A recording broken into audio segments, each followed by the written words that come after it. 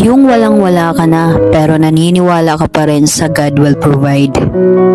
Yung ang dami mong problema pero naniniwala ka pa rin sa everything has a solution.